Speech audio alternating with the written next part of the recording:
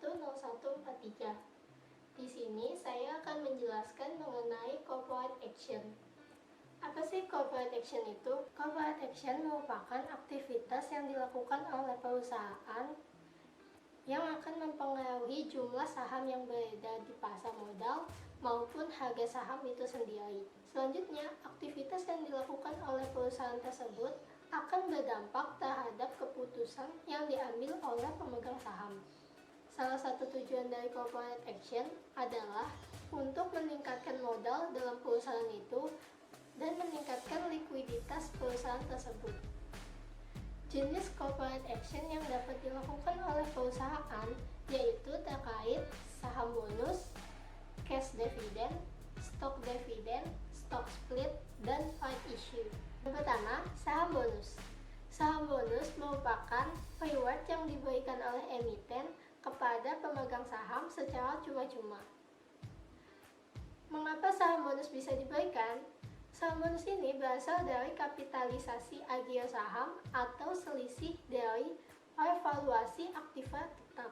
Besarnya saham bonus yang diberikan tergantung kepada keputusan rapat umum pemegang saham atau RUPS.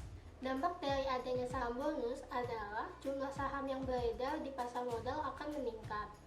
Sehingga jika permintaan atas saham tersebut tidak meningkat, maka harga saham akan terkoreksi. Nah, faktor koreksi ini merupakan perbandingan antara jumlah saham baru dan jumlah saham yang lama. Yang kedua adalah dividen. Dividen ini terdiri atas dua jenis, yaitu cash dividend dan stock dividend. Stock dividend ini sama halnya dengan saham bonus, sedangkan cash dividend merupakan pembagian sisa laba bersih perusahaan yang diberikan kepada pemegang saham yang jumlahnya ditentukan dalam rapat umum pemegang saham pula atau RUPS. Yang ketiga adalah stock split. Stock split merupakan pemecahan nilai nominal saham menjadi pecahan yang lebih kecil.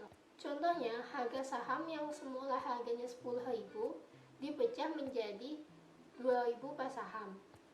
Tujuan dari dilakukannya stock split adalah agar perdagangan dari saham tersebut menjadi liquid, karena jumlah saham yang beredar lebih banyak dengan harga yang lebih murah. Ini dilakukan pada saham yang harganya sudah relatif tinggi dan dilakukan berdasarkan keputusan para pemegang saham dalam rapat umum pemegang saham. Dengan demikian, pemegang saham lama harus menukarkan sahamnya dengan saham baru yang telah di-split. Nah, masa penukarannya ini ditentukan oleh emiten tersebut. Setelah melewati batas waktu tersebut, saham dengan nominal yang lama tidak lagi berlaku. Dampak dari adanya stock split ini, yang pertama adalah saham yang dimiliki akan bertambah banyak dengan nominal yang lebih kecil. Secara teoritis, harga saham akan turun secara proporsional.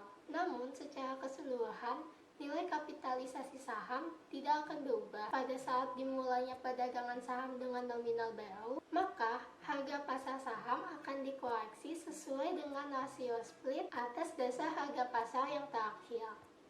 Contoh perusahaan yang belum lama ini melakukan stock split adalah Unilever. Selanjutnya adalah right issue.